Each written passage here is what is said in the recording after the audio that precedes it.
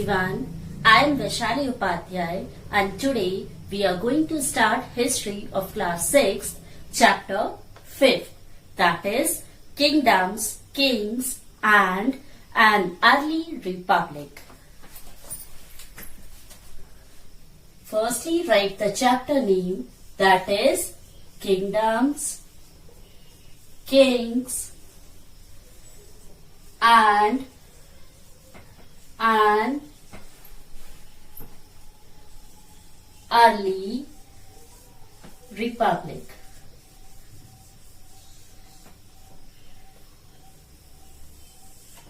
Chapter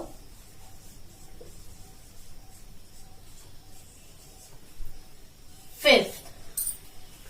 Okay, in this chapter you will learn about the kings, the kingdoms, how the kings are surviving on that period, okay, and how the people are choosing their kings or rulers, okay. So all these things you will learn in this chapter. So let's begin.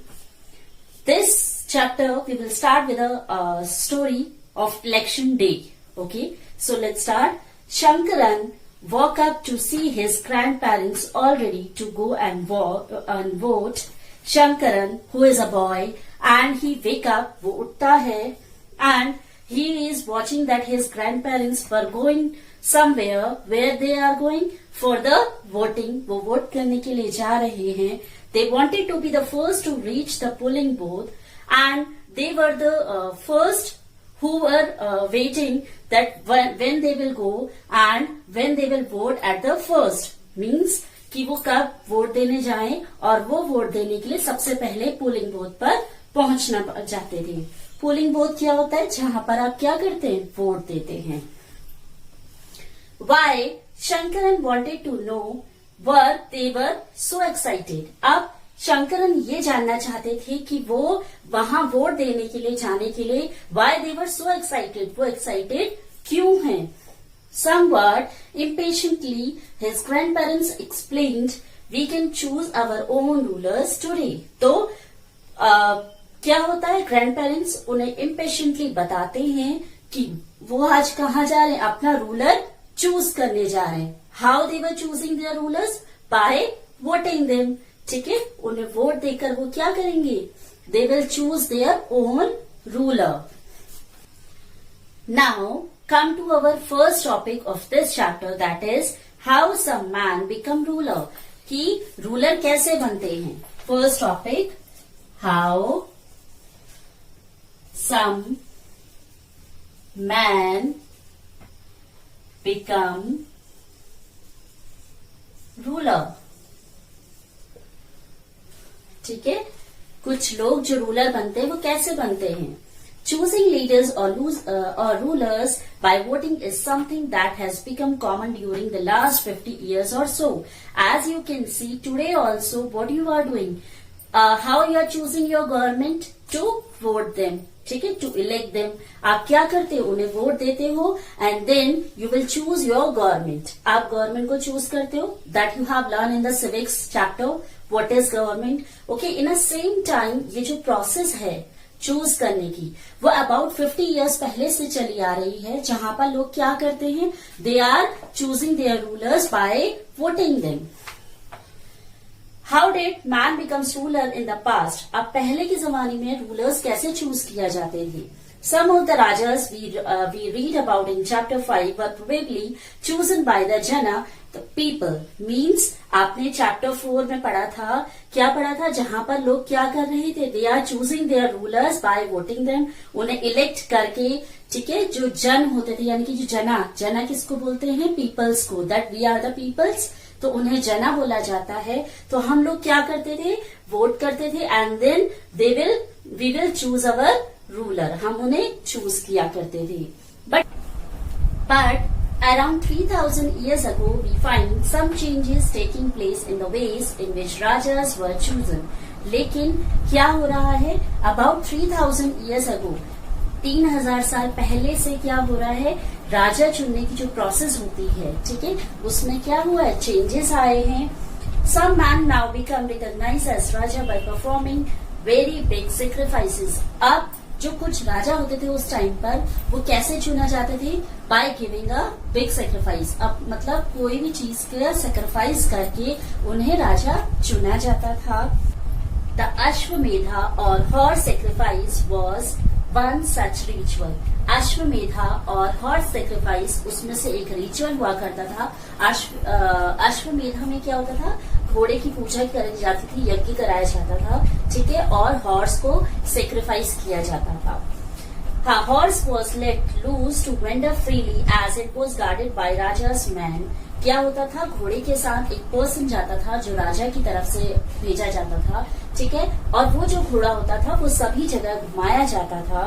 If the horse wandered into the kingdom of other rajas and they stopped it, they had to fight.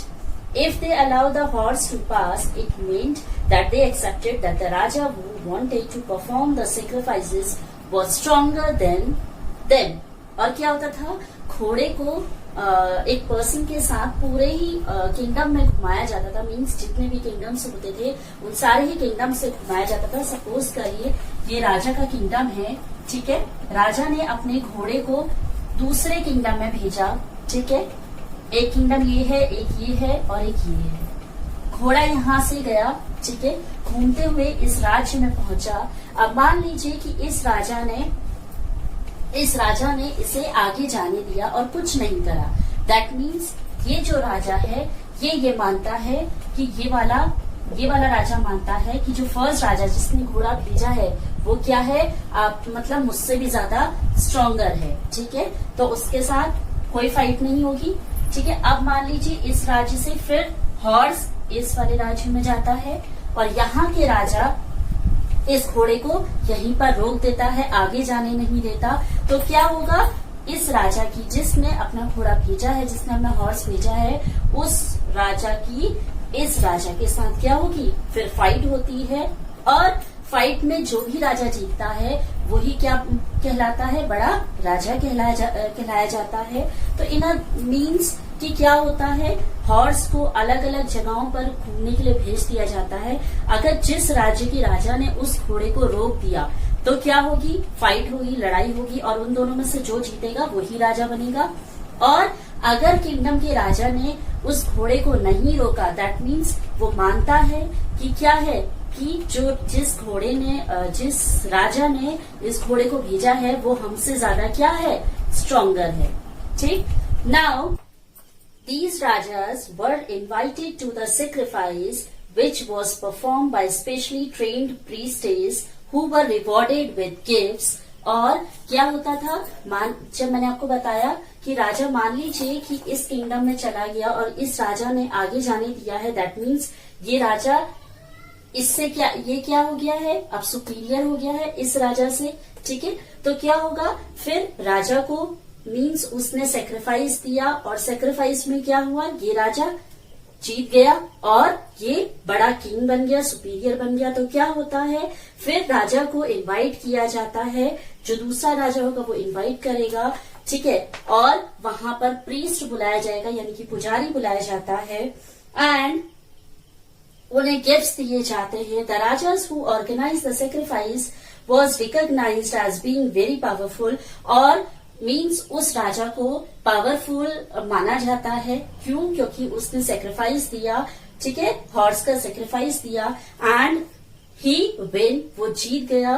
That means वो राजा क्या हो गया? बहुत ज्यादा powerful हो गया है। And all those who came brought gifts for him. और क्या होता है? जो बाकी उस सभा में जहां पर राजा को सम्मान दिया जाता है वहां पर क्या होता है? बहुत सारे लोग आते हैं, बहुत सारे राजा आते हैं जो उन्हें क्या देते हैं? गिफ्ट्स देते हैं। The Raja was a central figure in this ritual. और जो ये सारे रिचुअल करे जाते हैं, ठीक है, सारी चीजें जैसे प्रीस्ट जो भी रिचुअल्स करते हैं, उस रिचुअल में सबसे ज्यादा मेन कौन होता है? वो राजा जो पावरफुल माना गया है। क्यों? क्योंकि he has given a sacrifice, क्योंकि उसने क्या दिया? अपने हॉर्स का सेक्रीफाइस दिया है। ही often had a special seat, उसे एक स्पेशल गद्दी दी जाती है, अ थ्रोन और अ टाइगर स्किन। जो गद्दी किसकी होती है? टाइगर की स्किन की, ठीक है, टाइगर की स्किन की गद्दी में उन्हें बिठाया जाता है। His chariots who were his companion in his battle fields and witnessed his exploit, checked and tales of his glory. और क्या होता है, उनके जितने भी कंपेनियंस होते हैं, उनके साथ जितने भी लोग आए होते हैं, वो क्या करते हैं, उनके बारे में बड़ी बड़ी उनकी गाथाएं बताते हैं कि उन्होंने क्या क्या करा, कैसे कैसे सेक्रीफाइस दिए, या उन्होंने अपनी लाइफ में क्या क्या करा है, वो सारी ही चीजें उस राजा के बारे में वहां पर लोग बोलते हैं. His relatives, especially his wives and son, had to perform a variety of minor rituals. और जो उनके रिलेटिव्स होते हैं, जैसे कि उनकी वाइफ हो गई या उनका सन हो गया, वो लोग क्या करते हैं, छोटे छोटे ऐसे रिचुअल्स करते हैं, ठीक है, उनके सम्मान में. Okay. The other rajas were simply spectators who had to sit and watch the performance of the sacrifice. और उस सभा में जो बाकी राजा आए होते हैं, वो क्या करते हैं, बैठते हैं और देखते हैं कि कौन, मतलब कि राजा ने कैसे कैसे सेक्रीफाइसेस दिए या क्या क्या चीजें करी, वो सारी ही चीजों को वो देखते हैं, सुनते हैं. Priests perform the rituals including the sprinkling of sacred water on the kings. और जो पुजारी होते हैं, जो प्रीस्ट होते हैं, वो क्या करते हैं, रिचुअल्स के साथ राजा के ऊपर स्प्रिंकलिंग करते हैं, पानी, जो सेक्रेड वाटर होता है यानी कि पवित्र पानी होता है, उसका छिड़काव करते हैं. द ऑर्डिनरी पीपल, द वेश और द वैश्यास ऑल्सो ब्रॉड गिफ्ट्स. और जो वेश और जो वैश्यास लोग होते हैं, वो आते हैं और राजा के लिए गिफ्ट्स लेकर आते हैं. However, some people such as those who regarded as Shudras by the priest were excluded from many rituals. और क्या होता है, जो शूद्रास लोग होते हैं, जो प्रीस्ट ने अलग अलग प्रजातियां बनाई होती हैं, उसमें जो शूद्रा लोग होते हैं, उन शूद्रास को ये चीज के लिए अलाउ नहीं करा जाता कि वो कोई भी रिचुअल्स में क्या हो, अपना पार्टिसिपेशन करें या फिर वो उसमें इंक्लूड हो. नाउ नेक्स्ट इज वर्ण. अब आप थोड़ा सा वर्ण के बारे में पढ़ेंगे. We have many books that were composed in North India, especially the areas drained by the Ganga and the Yamuna during this period. North India side में बहुत सारी बुक्स हैं जो कंपोज की गई थी, ठीक है, स्पेशली कहाँ, गंगा यमुना साइड में. उस टाइम पे क्या होता था, these books are often called later Vedic. जो वैदिक बुक्स लिखी गई थी, यानी कि वैदिक सबसे पुरानी वेद कौन सी लिखी गई, जो सबसे पहली वेद लिखी गई थी, वो है ऋग्वेदा, ठीक है, Rigveda, because they were compose after the Rigveda about which you have learn in chapter 4. These includes the Samaveda, Yajurveda and Atharvaveda. आपने पिछले चैप्टर में, in last chapter you have learn about the Rigveda, Samaveda, Yajurveda and Atharvaveda. आपने इन वैदिक बुक्स के बारे में थोड़ा बहुत पढ़ा था, as well as other books. और उनके साथ ऐसी मीन्स वेद टाइम जब वेद बुक लिखी गई थी, ऋग्वेदा लिखी गई थी, तो इसके बाद ही बहुत सारी बुक्स लिखी कंपोज की गई थी. उनमें क्या थी, सामवेदा, यजुर्वेदा, अथर्ववेदा और ऐसी बहुत सारी बुक्स हो गई. These were composed by priests and describe how rituals were to be performed. In books में क्या था, रिचुअल्स कैसे परफॉर्म किए जाते हैं, उनके बारे में लिखा गया था, ठीक है. और ये सब किसने लिखा था, बाय द प्रीस्ट ने लिखा था. They also contain rules about the society. और इन बुक्स में कुछ रूल्स एंड रेगुलेशंस लिखे गए थे जो सोसाइटी में फॉलो करने चाहिए. There were several different groups in society at this time. Priests and various farmers, herders, traders, craftspersons, laborers, fishing folk and forest people. In groups में, जो सोसाइटी में अलग अलग ग्रुप्स होते हैं, उनमें बहुत सारे लोग इंक्लूड थे. जैसे कि कौन थे, आपके पुजारी हो गए, वेरियस जो लड़ते हैं, फार्मर्स हो गए, हर्डर्स हो गए, ट्रेडर्स, क्राफ्ट पर्सन, लेबरर्स, ठीक है, फिशिंग फॉक्स यानी कि जो फिश पकड़ने वाले होते हैं, एंड फॉरेस्ट पीपल जो जंगल में रहते हैं. ये सारे ही लोग सोसाइटी के अंदर इंक्लूड किए गए थे अलग अलग ग्रुप्स में. Some priest and various were rich as they were farmers and traders. कुछ ऐसे प्रीस्ट और जो लड़ते हैं क्षत्रिय लोग, ठीक है, वो कुछ लोग ऐसे थे जो रिच हुआ करते थे, एज वर उनमें से कुछ ऐसे थे जो फार्मर्स और हर्डर्स भी थे. Others, including many herders, craftspersons, laborers, fishing folks, and hunter and gatherer, were poor. और कुछ लोग ऐसे भी थे, जैसे कि कौन, आपके हर्डर्स हो गए, क्राफ्ट पर्सन्स हो गए, फिशिंग फॉक हो गया, ठीक है, हंटर गैदरर हो गए. तो ये लोग क्या थे, पुअर थे. जहां कुछ लोग रिच थे, ग्रुप्स में, सोसाइटी में, वहीं कुछ लोग क्या थे, पुअर भी थे. These priests divided people into 4 groups called varna. और हर ग्रुप को मतलब इन पूरी सोसाइटी को 4 ग्रुप्स में डिवाइड किया गया था. ठीक है, उसे क्या बोला गया था, वर्ण. ठीक है, वर्ण में लोगों को डिवाइड किया गया था. अकॉर्डिंग टू देम ईच वर्ण had a different set of function. और हर वर्ण में कुछ न कुछ फंक्शन सेट किया गया था कि सोसाइटी में कितने लोग इस वर्ण में आएंगे, कौन लोग इस वर्ण में आएंगे, कौन लोग थर्ड वर्ण में आएंगे, कौन लोग फोर्थ वर्ण में आएंगे. तो हर ग्रुप्स को क्या करा था, अलग अलग फंक्शंस में डिवाइड किया गया था. And according to that the peoples were set in that varna. Now the first varna, पहला जो वर्ण था, आप देखिए वर्ण जो था, जो सारे वर्ण थे ये किसने बनाए थे, प्रीस्ट ने बनाए थे. और प्रीस्ट क्या होते हैं, ब्राह्मण्स की जगह होते हैं. ठीक है, तो जाहिर सी बात है जो पहला वर्ण बनाया गया वो क्या बनाया गया, Brahmans. Brahmans were expected to study the Vedas, perform sacrifices and receives gifts. See first varna is ब्राह्मण.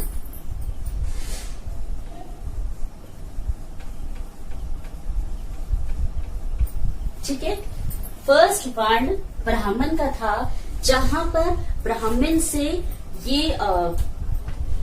एक्सपेक्ट किया जाता था कि वो क्या करें, वेद्स के बारे में पढ़ें. ठीक है, वेद की पढ़ाई करें और सेक्रीफाइसेस दें और क्या लें, रिसीव्स गिफ्ट्स, और क्या लें, लोगों से गिफ्ट्स लें.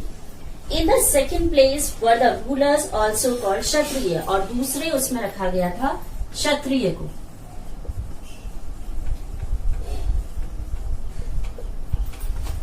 They were expected to fight battles and protect peoples. Protect people. अब क्या होता था, क्षत्रिय लोगों से ये एक्सपेक्ट किया जाता था कि वो क्या करें, बैटल्स करें, मतलब फाइट बैटल्स, वो क्या करें, लड़ाइयां लड़ें. एंड प्रोटेक्ट पीपल, और क्या करें, लोगों को प्रोटेक्ट करें. ब्राह्मण से पहला क्या एक्सपेक्ट किया जाता था, they study about the Vedix के बारे में पढ़ें, सेक्रीफाइसेस दें. ठीक है, और रिसीव्स अ गिफ्ट. क्षत्रिय से कि वो लड़ाइयां लड़ें and to protect the people, लोगों को क्या करें, वो प्रोटेक्ट करें. थर्ड वर्ण था, थर्ड वर्ड द वैश्य और the vaishyas. They were expected to be farmers, herders and traders. Both the kshatriya and the vaishyas could perform sacrifices. अब जो थर्ड थे आपके वैश्य और वैश्यास, ठीक है, इनके अंदर कौन आते हैं, जैसे कि आपके फार्मर्स, हर्डर्स, ठीक है, ट्रेडर्स, ये सारे ही जो लोग हैं वो वैश्यास के अंदर आते थे. बोथ द क्षत्रिय और वैश्यास कुड परफॉर्म सेक्रीफाइसेस. और क्षत्रिय से भी एक्सपेक्ट किया जाता था कि वो फाइट करें, बैटल करें. ठीक है, और वैश्यास से भी ये एक्सपेक्ट किया जाता था कि वो क्या करें, लड़ाइयां लड़ें. ठीक है, वो क्या करें, सेक्रीफाइसेस दें, लड़ाइयां करें और लोगों को जिताएं. तो इन दोनों ही वर्ण को किस में डाल दिया था, टू परफॉर्म सेक्रीफाइसेस. सेक्रीफाइसेस दें, बैटल्स लड़ें और लोगों को प्रोटेक्ट करें. The last were the Shudras. अब लास्ट जो वर्ण था वो कौन सा था, शूद्रा. शूद्र में क्या होता है, सी शूद्र who had to serve the other 3 groups and could not perform any ritual. और शूद्र कौन थे, शूद्र लास्ट वर्ण में रखे गए थे. ये क्या, इनका काम क्या था कि इन तीनों को सर्व करें, यानी कि इनकी मतलब इनके नीचे रहे हमेशा. ठीक है, और कोई भी रिचुअल परफॉर्म ना करें. मीन्स इन्हें एक तरीके से ऐसा माना गया था कि ये कहीं भी क्या नहीं कर सकते, ना रिचुअल्स कर सकते हैं, ना सेक्रीफाइसेस दे सकते हैं, ना बैटल लड़ सकते हैं. बस ये इन तीनों से हमेशा नीचे रहते थे. ठीक है, और इन्हें इस चीज के लिए अलाउ नहीं किया जाता था कि ये क्या करें, कोई भी रिचुअल परफॉर्म कर सके. Often womens are also grouped with the Shudras. और यहाँ तक कि जितनी भी विमेन्स होती थी उन सबको भी शूद्रा में रखा जाता था. मीन्स शूद्रा के वर्ण में रखा जाता था, जहां पर वो भी कोई रिचुअल्स परफॉर्म नहीं कर सकती थी. Both womens and shudra are not allowed to study the Veda. और जैसे शूद्र हो गया ठीक है, शूद्रा के साथ विमेन्स हो गई, शूद्र एंड विमेन्स। इन दोनों को ही अलाउ नहीं किया जाता था कि ये वेद पढ़ें, ठीक है, वो स्टडी करें, इस चीज के लिए उन्हें अलाउ नहीं किया जाता था। The priest also said that these groups were decided on the basis of birth. और जो प्रीस्ट थे उनका ये कहना था कि जो वर्ण है, ये जो वर्ण है ये कैसे आते हैं लोगों में, बाय द बर्थ। मीन्स अगर ब्राह्मण का बच्चा, अगर मान लीजिए ब्राह्मण है, ब्राह्मण के घर में कोई बच्चा हुआ है तो वो ब्राह्मण कहलाएगा। अगर क्षत्रिय के घर में कोई बच्चा हुआ है तो वो क्षत्रिय कहलाएगा। अगर वैश्यास के घर में कोई बच्चा पैदा हुआ है तो वैश्यास कहलाएगा। अगर वो शूद्र के घर में पैदा हुआ है तो वो शूद्र कहलाएगा। मीन्स जिस घर में जो बच्चा पैदा हो रहा है उस हिसाब से उसको उस वर्ण में डिवाइड किया जाता था, रखा जाता था, और उसी हिसाब से ही वो रिचुअल्स परफॉर्म करता था। For an example, if one's father or mother were Brahmins, one could automatically become a Brahman। मैंने आपको बता दिया, अगर कोई ब्राह्मण के घर में बर्थ ले रहा है यानी कि पैदा हो रहा है तो वो ब्राह्मण ही कहलाएगा। So on, later they were classified some peoples as untouchables। और कुछ टाइम बाद क्या हुआ कि कुछ लोगों को अनटचेबल्स भी माना गया। मीन्स जो शूद्रास लोग थे उन्हें अनटचेबल माना गया, यानी कि छुआछूत जो आपने पढ़ा था लास्ट टाइम, ठीक है, वो छुआछूत की चीजें मानी गई। These include some craft persons. और इन लोगों में कौन कौन लोग थे जिन्हें अनटचेबल्स माना जाता था। मीन्स उन्हें आप टच नहीं कर सकते, उनके साथ बैठ के खाना नहीं खा सकते आप, उन्हें मंदिर में उन्हें अलाउ नहीं होता था। ऐसी बहुत सारी रिस्ट्रिक्शंस थी जो किसके लिए बनाई गई थी, अनटचेबल्स के लिए बनाई गई थी। और वो अनटचेबल्स में कौन कौन लोग थे, जैसे कि craft persons, hunters and gatherers, as well as people who help perform burials and cremations। Burials and cremations क्या होता है, जो दफनाते हैं और जो जलाते हैं, ठीक है, उन लोगों को भी मतलब अनटचेबल्स माना गया था। उन लोगों को भी छूना मना किया जाता था, उन्हें छूने नहीं दिया जाता था। The priest said that contact with these groups were polluting। और उनका मानना ये था, प्रीस्ट का मानना ये था, या प्रीस्ट ऐसा कहते थे कि इनके कांटेक्ट में आकर कि हम क्या हो जाएंगे, पल्यूट हो जाएंगे, गंदे हो जाएंगे।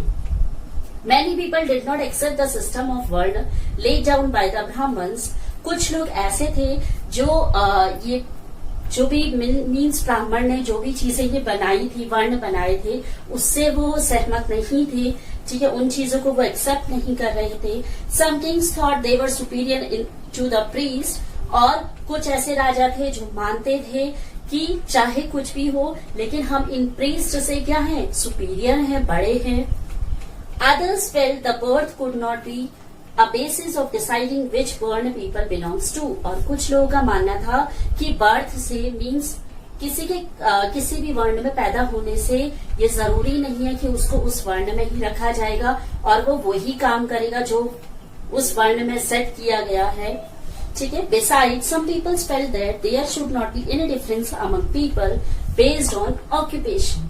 और कुछ लोगों का मानना था कि वर्ण के हिसाब से काम को डिवाइड नहीं करना चाहिए। मीन्स मान लीजिए कि शूद्र लोग अगर हर्डर्स, फार्मर्स या क्राफ्ट पर्सन्स लोग हैं, ठीक है, या ब्यूरियल्स करने वाले हैं, तो उनके बच्चे भी आगे चलकर वही काम करें, ये जरूरी नहीं है, वो कुछ और काम भी कर सकते हैं। तो वर्ण के हिसाब से काम को डिवाइड ना किया जाए। And others condemned the practice of untouchability. और कुछ का मीन्स कुछ लोग इस अनटचेबिलिटी से सहमत नहीं थे, उस चीज को वो गलत मानते थे, ठीक है। Also, there were many areas in the subcontinent such as Northeast where social and economic differences were not very sharp। और कुछ ऐसे सब कॉन्टिनेंट्स थे, कुछ जगहों में ऐसे सब कॉन्टिनेंट्स थे जहां पर, जैसे नॉर्थ ईस्ट साइड में, जहां पर क्या होता था, सोशल और इकोनॉमिक डिफरेंसेस ज्यादा मायने नहीं रखते थे।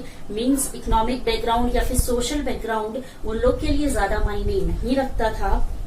And where the influences of the priest was limited. और क्या होने लगा, इसी वजह से जो प्रीस्ट की मीन्स जो इन्फ्लुएंस कर रहा था अपने वर्ण से, अपनी चीजों से, वो क्या हो गई, कहीं ना कहीं लिमिटेड हो गई। क्यों? क्योंकि हर किसी की सोच अलग अलग तरीके से चलने लगी, तो प्रीस्ट की जो लिमिटेशन थी वो क्या हुई, ऑटोमेटिकली कम हो गई। Now next topic is janapadas. Have you understood these 4 varna? ये क्या है आपके 4 वर्णस, ठीक है, ये आपके 4 वर्ण है। आपसे पूछा जा सकता है how many words we have, तो we have 4 types of words. First is brahmin, kshatriya, वैश्य और वैश्यास और शूद्रा। और शूद्रा के अंदर कौन कौन भी आ जाते हैं आपकी विमेन्स भी आ जाती हैं, ठीक है। The Rajas who performed these big sacrifices were now recognized as being Raja of Janpads rather than Janas। अब क्या होता है, जो राजा जिसने सेक्रीफाइस दिया होता है, बलिदान दिया होता है, वो क्या हो जाता है, वो जना ना रह करके क्या हो जाता है, वो जनपद्स में आ जाता है। जैसे कि जना मीन्स क्या होता है, जहां पर आप जैसे कहते हैं ना, ये जना इधर को आ रहा है, ये इतने सारे जन आ रहे हैं, इतने जन इधर को जा रहे हैं, तो जना मीन्स क्या होता है, बेसिकली द पीपल्स, ठीक है। पीपल्स को क्या बोला जाता है, जन बोला जाता है, ठीक है। The word janapada literally means the land where the jana set its foots and settle down. और जनपद क्या होता है, जहां पर कोई भी पीपल अपना पैर रख देता है, और वहां पर पैर रख देता मतलब ये नहीं कि आपने पैर रखा और वो आपका हो गया, दैट मीन्स आप उस जगह पर जाते हैं और वहां जाकर आप सेटल हो जाते हैं, तो वो क्या हो गया, जनपद्स में आ जाता है। Some important janapadas are shown on map 4, और कुछ ऐसे जनपद्स आपको मैप 4 में दिए हुए हैं। Archaeologist have excavated a number of settlement in these janpads such as Purana Kila in Delhi, Hastinapur near Meerut and Artanji Khera near Itaha।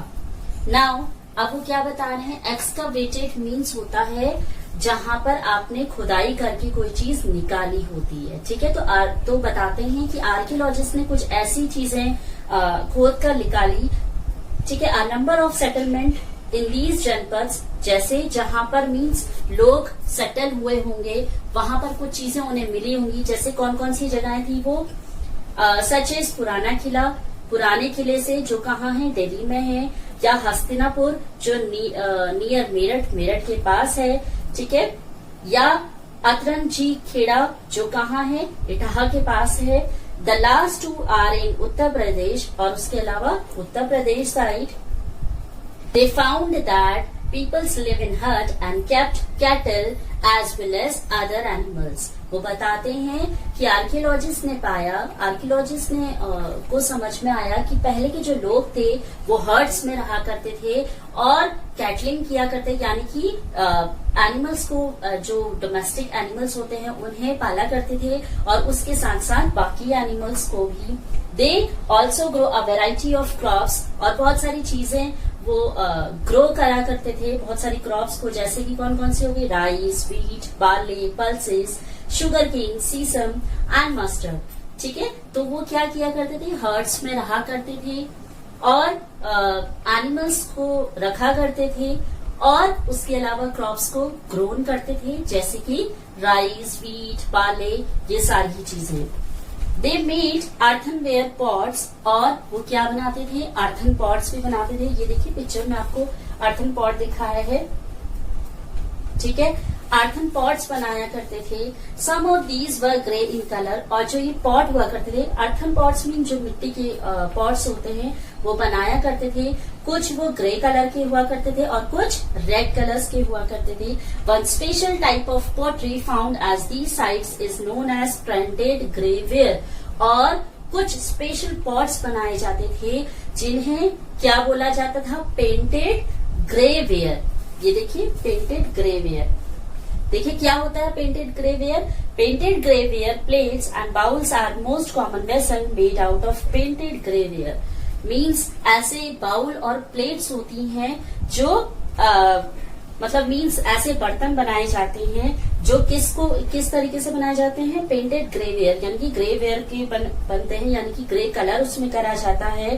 These are extremely fine to touch, बहुत ज्यादा fine होता है उसे आप touch करोगे तो, और with a nice smooth surface, और उसका जो सरफेस होता है, अंदर का हिस्सा होता है, वो बहुत ही ज्यादा स्मूथ होता है, ठीक है, बहुत ही फाइन होता है. Perhaps these are used on special occasion, और मे भी हो सकता है कि वो जो पॉट्स थे यानी कि जो वेसल बनाए जाते थे, जो बर्तन बनाए जाते थे, वो कुछ स्पेशल ओकेजन्स के लिए बनाए जाते थे.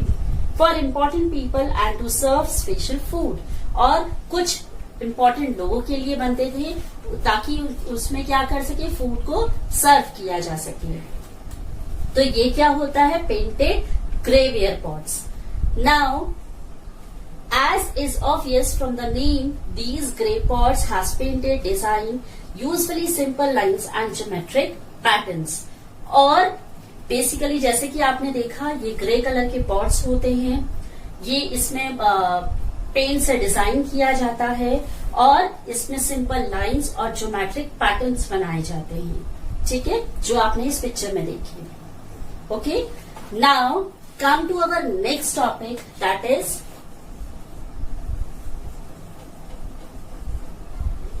Mahajanapadas. Okay, now this is our next topic, that is mahajanapadas.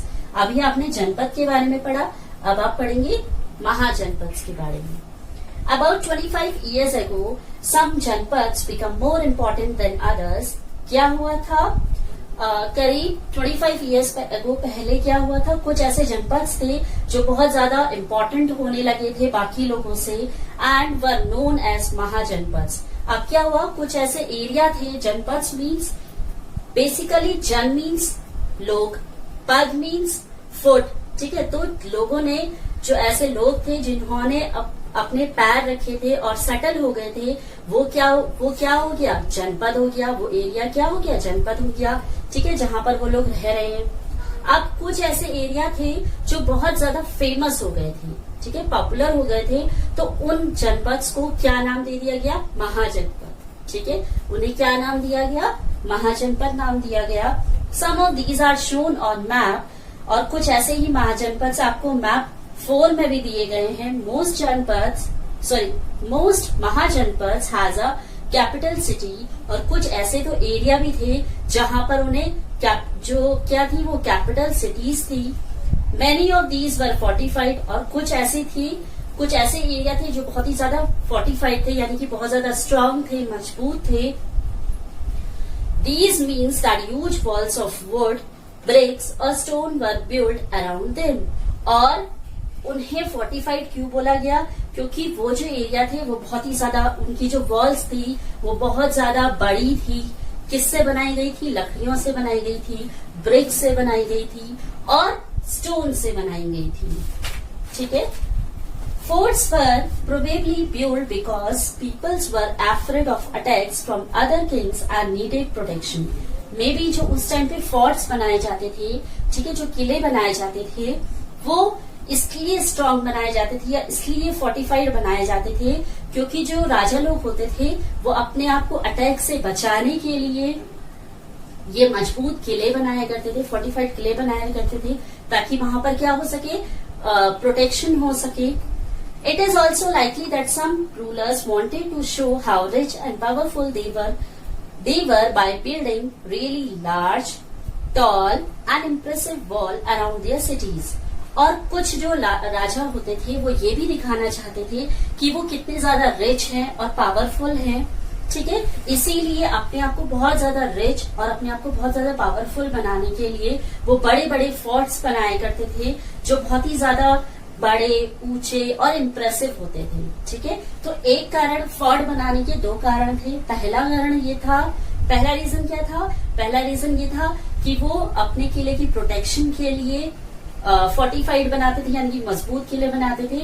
और दूसरा रीजन ये था कि वो अपने आप को बहुत ज्यादा सुपीरियर, बहुत ज्यादा रिच और पावरफुल दिखाने के लिए क्या करा करते थे, फोर्टिफाइड यानी कि मजबूत किले बनाया करते थे ताकि वो बहुत ज्यादा इम्प्रेसिव लगे, सुंदर लगे. ठीक है, also in this way the land and the people living inside the fortified area could be controlled more easily by the king. और इसके अलावा जो तीसरा रीजन है वो ये कि वो इसलिए फोर्टिफाइड यानी कि मजबूत किले बनाया करते थे कि जो किले के अंदर मीन्स जो फोर्ट के अंदर उनके जितने भी लोग हैं वो क्या कर सके, राजा इजिली उन पर कंट्रोल कर सके, ठीक है, उनके लिए कंट्रोल करना इजी हो जाए। Building such huge walls required a big deal of planning. अब इतनी बड़ी बड़ी बिल्डिंग यानी कि फोर्ट बनाने के लिए अच्छी खासी प्लानिंग भी चाहिए होती है, ठीक है। Thousands if not lakhs of bricks or stones had to be prepared. अगर हम लाखों में बात ना करें तो हजारों ब्रिक्स और स्टोन यूज हो जाते हैं उन वॉल्स को बनाने के लिए। This in turns meant enormous labor provided possibly by thousands of men's, women's and children. और अगर हम बात करें लेबर्स की तो वो बहुत ही लंबे उसमें मीन्स ज्यादा से ज्यादा उसमें लेबर्स हुआ करती थी काम करने के लिए। अब देखिए बड़े फोर्ट बनानी है, बड़ी वॉल्स बनानी है, ठीक है, तो उसके लिए क्या चाहिए, मटेरियल और रिसोर्सेज ज्यादा चाहिए और क्या चाहिए, लेबर भी ज्यादा चाहिए। तो ज्यादा से ज्यादा वहां पर मैन्स, विमेन्स और चिल्ड्रन एज अ लेबर वहां पर क्या करते थे, काम किया करते थे। And resources had to be found for all of this. और इसके साथ साथ जितना भी रिसोर्सेज होता था ज्यादा से ज्यादा वहां पर रिसोर्सेज भी प्रोवाइड किया जाता था ताकि वो वहां पर इजिली काम कर सकें। The new Rajas now began maintaining armies. Soldiers were paid regular salaries and maintained by the king throughout the year. अब जो नए नए राजा बनने लगे उन्होंने क्या करा, अपनी प्रोटेक्शन के लिए बड़ी बड़ी आर्मी रखनी शुरू करी और उन आर्मी मीन सोल्जर्स को पैसा देना भी शुरू करा, सैलरी देनी शुरू करी और and maintain by the king through out the year. और ऐसा जो राजा था वो ऐसा पूरे साल भर करता था, मीन्स अपनी आर्मी को वो मेंटेन किया करता था और उन्हें टाइम टू टाइम सैलरी दिया करता था। Some payments were probably made using punch mark coins. See this illustration on page number 92. You will read more about these coins in chapter 9.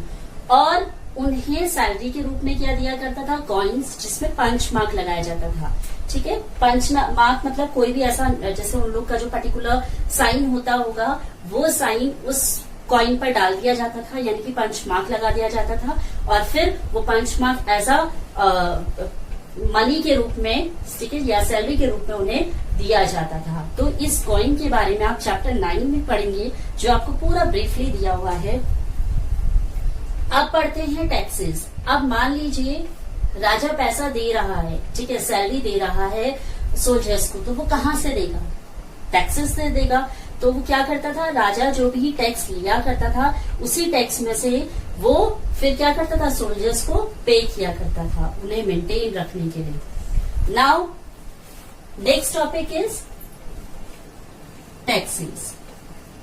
अब हम टैक्सेस के बारे में पढ़ेंगे कि टैक्सेस होता क्या है, ठीक है। As ruler of the Mahajanapadas were building huge forts, maintaining big armies, they needed more resources. अब क्या होता था, जो महाजनपद में जो भी जनपद इलाके थे वो बहुत ज्यादा फेमस होने की वजह से क्या हो गए, महाजनपद बने।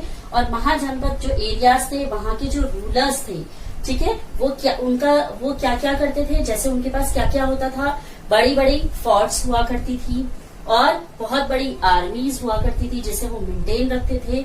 और उसके साथ साथ उन्हें क्या चाहिए होते थे, रिसोर्सेज भी चाहिए होते थे, तो उनके पास रिसोर्सेज भी होते थे। As they needed officially to collect these, so instead of depending on occasional gift brought by people, as in the case of Raja of the Janpads, they started collecting regular taxes. अब क्या हुआ, इन सारी चीजों को collect करने के लिए, officially collect करने के लिए उनके पास क्या होना चाहिए, पैसा होना चाहिए। मैंने आपको बताया था, ठीक है, उनके पास पैसा होना चाहिए।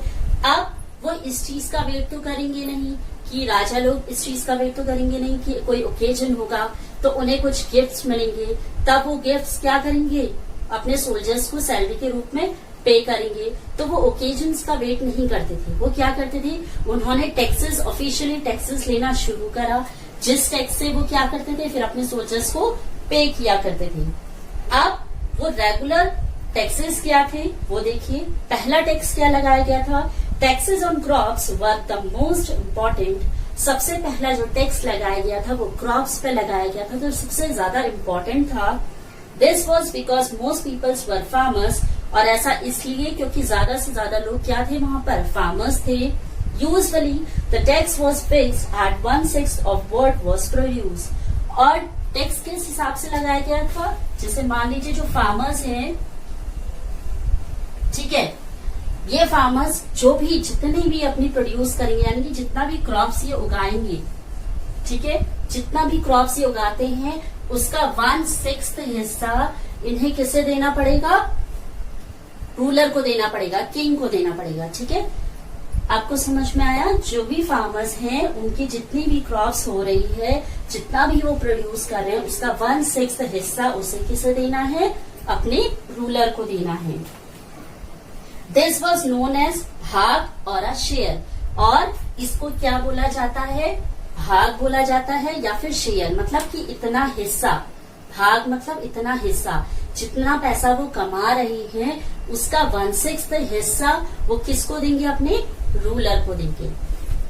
सेकेंड टैक्स जो लगाया गया, there were taxes on craft persons as well. अब फार्मर के साथ साथ उन्होंने क्राफ्ट पर्सन्स पे भी टैक्स लगाया। These could have been in the form of labour, और अब क्राफ्ट पर्सन्स के पास इतना पैसा तो होता नहीं था कि वो दे, तो क्या करते थे? उन्हें अब टैक्स लेना तो जरूरी है, क्योंकि रूलर एक से ले रहा है तो सबसे लेगा, तो वो सबसे लेता था। अब क्राफ्ट पर्सन क्या कर सकते थे? उसके लिए लेबर की तरह काम कर सकते थे, इसीलिए उनसे वो टैक्स कैसे लिया करता था? उनसे काम करवा कर। For an example, a weaver और a smith may have had to work for a day every month for the king. तो क्राफ्ट पर्सन से कैसे काम कराता था? जैसे कोई मान लीजिए कोई वेवर है या फिर कोई स्मिथ है, लोहार है, ठीक है, तो उनसे पूरे मंथ वो लेबरिंग करवाता था, और इस तरह से राजा अपना उनसे टैक्स लिया करता था।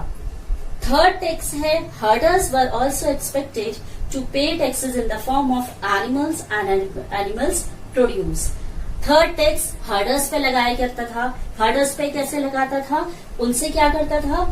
जो एनिमल्स वो लोग पालते थे, ठीक है, डोमेस्टिकेट किया करते थे, और उन एनिमल्स से उनको जो भी चीजें प्रोड्यूस होती थी, जैसे मिल्क हो गया, मीट हो गया, या घी हो गया, या कर्ड हो गया, जो भी चीजें उनको एनिमल से मिला करती थी, उसको उसका कुछ हिस्सा क्या करता था? किंग एज अ टैक्स के रूप में ले लिया करता था। नेक्स्ट है, there were also taxes on goods that were bought and sold through trade. अब जो ट्रेडर्स थे उनसे भी वो टैक्स लेते थे। कैसे टैक्स लेते थे? जो भी गुड्स वो खरीद रहे हैं या बेच रहे हैं, ठीक है, उन गुड्स के जरिए वो क्या करते थे? मतलब जो भी वो व्यापार करते थे ट्रेडर्स, उनसे भी वो क्या लिया करते थे? गुड्स का टैक्स लिया करते थे। जो भी गुड्स मतलब जो भी वो बेच रहे हैं या खरीद रहे हैं, उनसे भी वो टैक्स लिया करते थे। And hunter and gatherers also had to provide forest produce to the raja. और जो हंटर गैदरर्स होते थे, हंटर गैदरर्स जो कहाँ रह रहे हैं? फॉरेस्ट में रह रहे हैं, तो जो फॉरेस्ट में रहते थे उनसे भी वो टैक्स लिया करते थे। कैसे? कि जो फॉरेस्ट में जो भी चीजें प्रोड्यूस हो रही है, जैसे वुड हो गया, ठीक है, और फ्रूट्स हो गए, या जो भी चीजें वहां पर प्रोड्यूस हो रही है, जंगल से जो चीजें उन्हें मिल सकती है राजा को, वो उन चीजों के जरिए राजा उनसे क्या लिया करता था? टैक्स लिया करता था। तो टैक्स में आपको समझ में आ गया? टैक्स में आपका 5 तरह के टैक्स थे जो 5 लोगों से लिया करता था। पहला वो फार्मर से लेते थे, दूसरा वो क्राफ्ट पर्सन से, तीसरा हर्डर से, चौथा ट्रेडर से, और 5वां हंटर गैदरर से। ठीक है, तो इस तरीके से जो राजा थे वो टैक्स लिया करते थे, और उन टैक्स को कलेक्ट करके फिर वो किसे देते थे? सोल्जर्स को। This is the end of this topic. Now we will discuss next topic in our next video.